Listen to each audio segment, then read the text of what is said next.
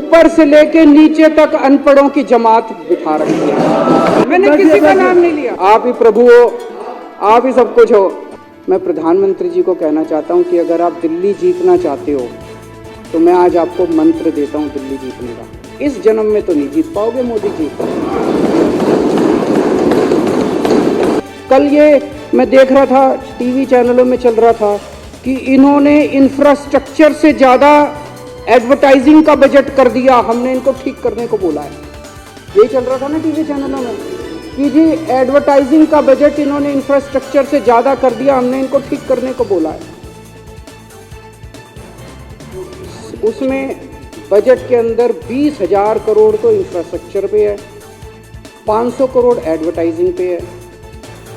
अब ये 520,000 से ज्यादा होता है, ये तो हमने नहीं सुना था।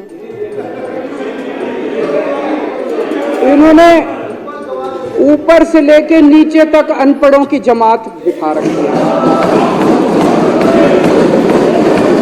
इसी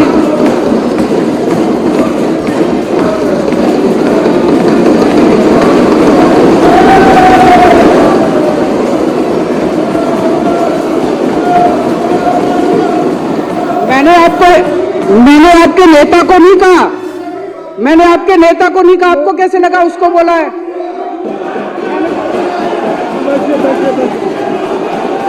ठीक है, अच्छा लगा।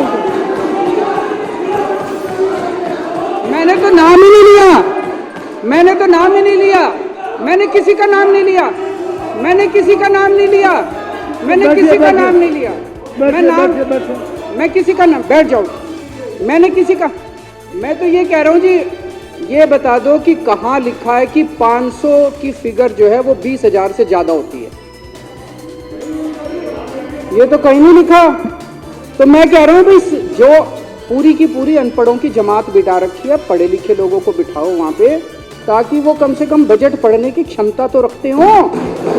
पता नहीं किसको दे दिया आपने बजट। 500 करोड़ रुपए पिछली साल रखा था, 500 करोड़ रुपए इस साल रखा है, सेम है, सेम टू सेम है, कोई बढ़ाया नहीं हमने, एज इट इज बजट रखा है। कहते हैं कल से चला रखा है बजट, एडवर्टाइजिंग का बजट बढ़ा दिया, एडवर्टाइजिंग का बजट इंफ्रास्ट्रक्चर से ज्यादा, कहां कर दिया? कहीं नहीं करा। आज वो सेम टू सेम बजट हमने कोई चेंज करके नहीं भेजा, जो बजट में लिखा था उसी में से 4 लाइनें कोट कर करके भेज दी। आज एलजी साहब ने भी कल रात को 10:30 बजे लिख दिया अप्रूव्ड।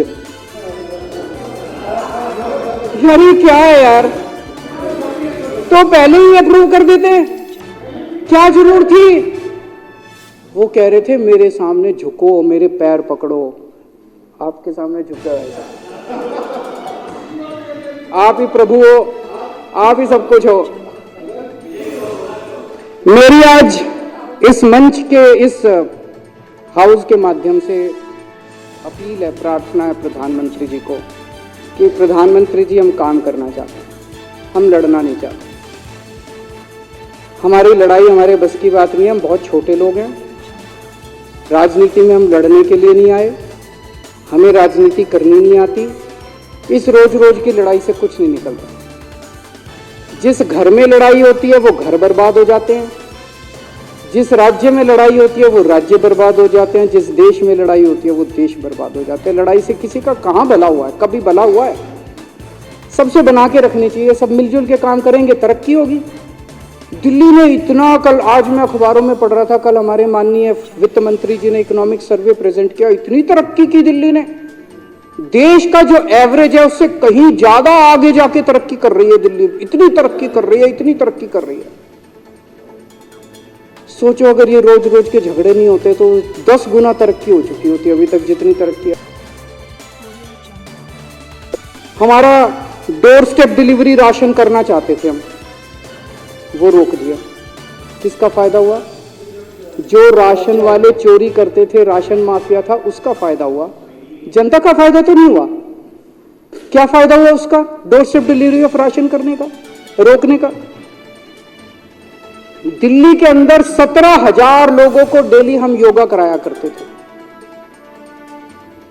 डेली 17,000 लोगों को दिल्ली सरकार फ्री में योगा कराती थी। प्रधानमंत्री जी ने कह के वो योगा क्लासेस बंद करा दी। किसका फायदा हुआ जी? किसी का तो फायदा नहीं हुआ। 17,000 लोगों ने अगर योगा करना बंद कर दिया, आज भी याद करते हैं, मेरे को मिलते हैं, आज भी याद करते हैं, किसका फायदा हुआ? किसी का फायदा नहीं हुआ। हम अपने टीचर्स को, दिल्ली का शिक्षा जो व्यवस्था है उसकी तारीफ पूरे देश के अंदर हो रही है, पूरी दुनिया के अंदर हो रही है। उसका एक बहुत बड़ा कारण है हमारे टीचर्स और हमारे प्रिंसिपल्स ने चमत्कार करके दिखाया है। 60,000 टीचर्स, उन्होंने चमत्कार करके, उनको हम ट्रेनिंग करने के लिए विदेश भेजते हैं, फिनलैंड भेजते हैं। आपने उनकी फिनलैंड की ट्रेनिंग रोक दी, किसका फायदा हुआ? किसी का फायदा नहीं हुआ। गरीबों के बच्चे अच्छे पढ़ना चालू हुए थे, बड़े इतने 75 साल के बाद गरीबों के बच्चों को अच्छी शिक्षा मिलनी चालू हुई थी।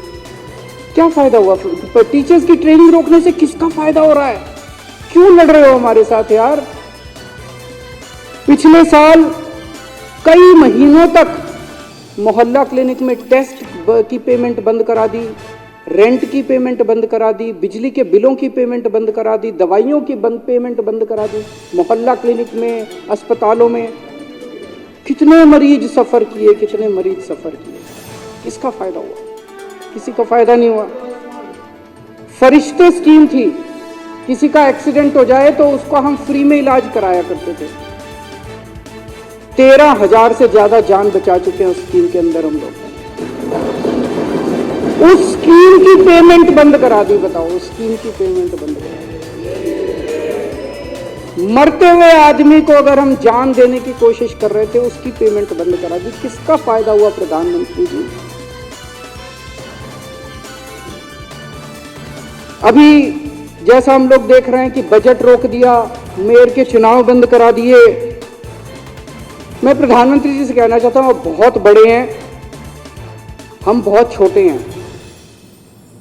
एक छोटी सी दिल्ली चला रहे हैं, हमें अपनी दिल्ली चलाने दो। आप बहुत बड़े हो, बहुत बड़ा काम कर रहे हो, पूरे देश के अंदर काम कर रहे हो। आप अपना काम करो ना, हमें अपना काम करने दो।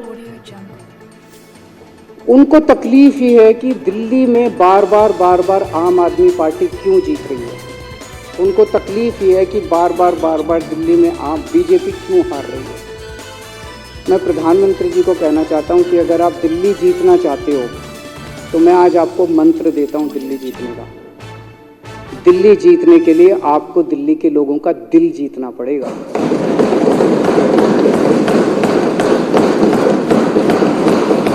ये रोज लड़ाई झगड़े करने से दिल्ली वाले आपको वोट नहीं देने वाले। मैंने अगर दिल्ली में 1000 स्कूल ठीक कर दिए, आपके पास तो बहुत पैसा है, आप 1000 नए स्कूल बना दो, देखो लोग केजरीवाल को वोट देना बंद कर देंगे।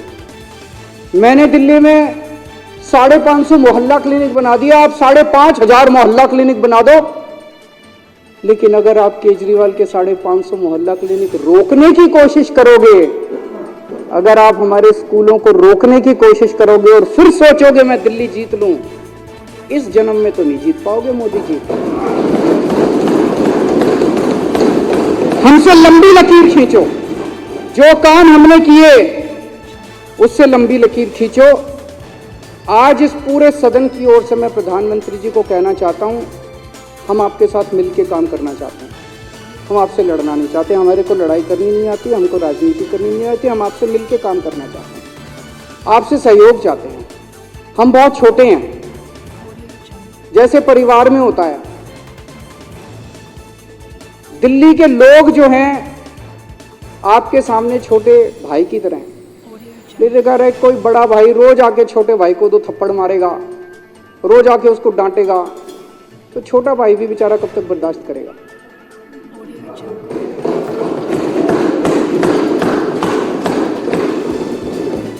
तो अगर आपको छोटे भाई का दिल जीतना है, छोटे भाई का दिल जीतना पड़ेगा।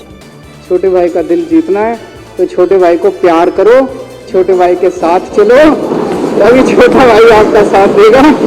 मैं इस प्रस्ताव का पूरी तरह से समर्थन करता हूं।